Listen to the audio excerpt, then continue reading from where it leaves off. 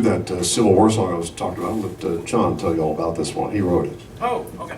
Well, actually, I wrote it with a couple of great writers named Thomm and Charley Stefl, and this was written for an album that came out 2 years ago, commemorating the sesquicentennial, the 150th anniversary of the start of the Civil War, logically called the 1861 Project, all new songs about the Civil War, and Charley and Thomm and I wrote actually 4 songs for the album and got Chris to sing a couple of them, including this one. It tells a true story of an event that happened right in this near this area, I guess, the Battle of Stones River, on the eve of the Battle of Stones River. And you know, back in those days, the different regiments and battalions had bands. They had their own musical accompaniment that they carried with them, and the purpose of the band was to play stirring martial music to get everybody fired off to go off and fight. And on the night before the battle, the Union and Confederate armies were camped very close to one another, close enough that they could hear one another's bands. And so they started off kind of, you know, in a contest to see who could play the loudest and the hardest and the most fearsome. But then, in the way of musicians, as time went by, they sort of fell into a jam session instead. And so we just tried to tell that story just as straightforward as we could, and it's called The Battle of the Bands.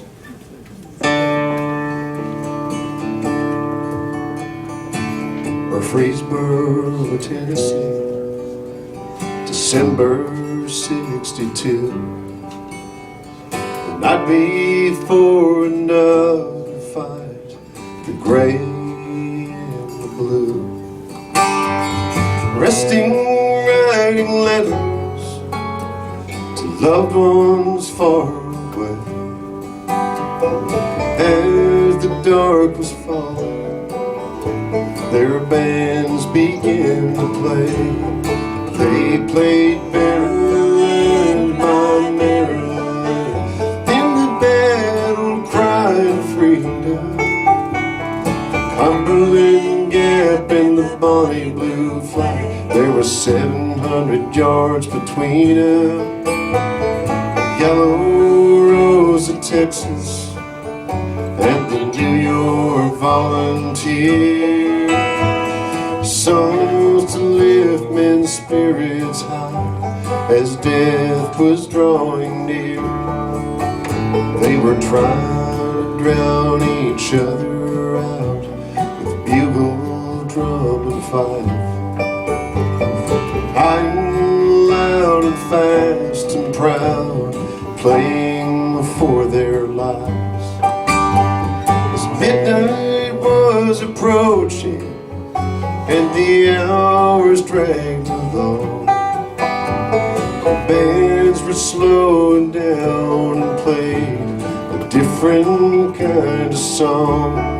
They played Hard Times Come Again No More in the days of Auld Lang Syne.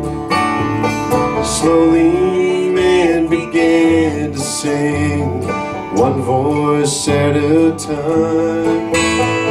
The bands joined in together in a final Home Sweet Home.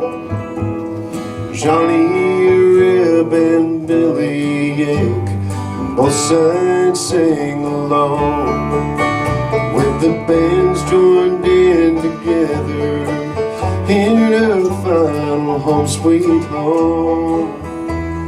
Johnny Reb and Billy Yank, both sides sang along. Johnny Reb and Billy Yank, every soldier sang along.